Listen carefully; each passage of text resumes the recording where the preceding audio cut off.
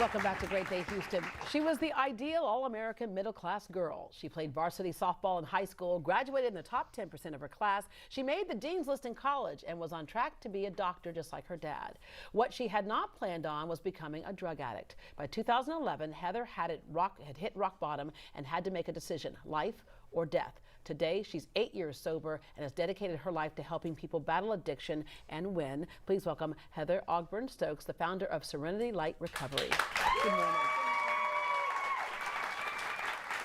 When people say the word drug addict, no matter how much we show people, they oftentimes assign a certain stereotype to it. You were far from that stereotype. Let's just back up. How you grew up, first of all, early years on a ranch, right? Yes. Good country life. Good country life. My father, a physician. My mother worked for the Houston Ballet. Now my mother struggled with addiction herself. She self-medicated her anxiety and depression. But on the outside, we looked like a normal family. Yeah. You know, I was on softball teams and doing great on the outside, but on the inside, I was cringing and dying inside. So moved from the ranch to Sweetwater in Sugar Land. So now you're in the big city. Yes, and my father thought that would help because I did get into some trouble with friends in the country life. It seemed like there was nothing else to do but to do drugs and to kind of try to have fun. Yeah. The city life didn't help much either. It was no Although matter you were where busy I with went. the softball, the whole bit, you were busy, and you I had did goals. Straight A's. I did. I did really well in school, top 10%, and went off to college. But I was always trying to change the way I felt inside. Yeah, and therein lies the point, right? Yeah. Always trying to change the way you felt inside, and there's a lot to be said for the right medications for people who really do deal with depression, like your mom, and anxiety. But where do you start to get in trouble with the self-medicating, and what was the reason? Was there a trigger for you? There was multiple triggers. You know, I went through some abusive relationships, and my mother, during her struggle, she kind of fell off into that realm as well. She did the best that she could, though, and so there was death early in my family, and there was it was kind of that domino effect. Right. Where did you start? Where did I start? Yeah, that first moment that you said, I just checked out with something.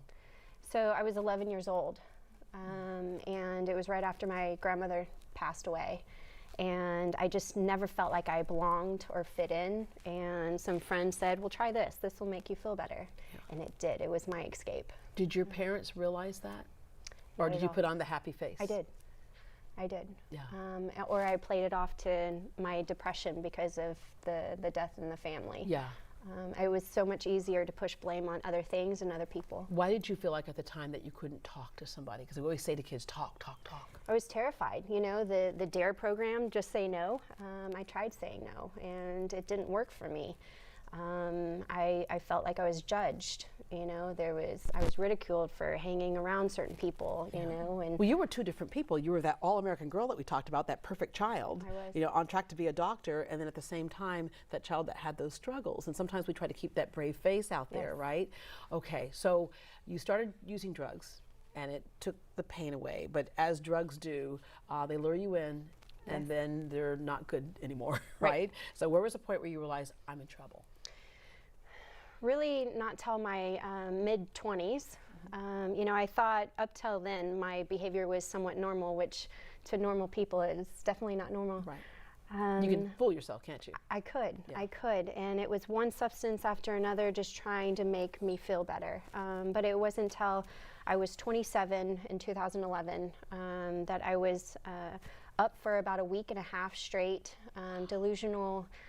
I was driving and blacked out going. Was that meth you were using at the time? I was meth, cocaine, and alcohol and opiates, and it was my concoction to feel right. But I was going 70 miles an hour and went off the road in a blackout. By the grace of God, I just kind of stopped in my tracks, and the police were called because they were responding to a possible fatal accident. They found me hiding in the woods. I don't really remember much of it. I just remember my arresting officer because I was just crying and saying, this isn't me, this isn't me, this isn't who I am. That was your coming to Jesus moment.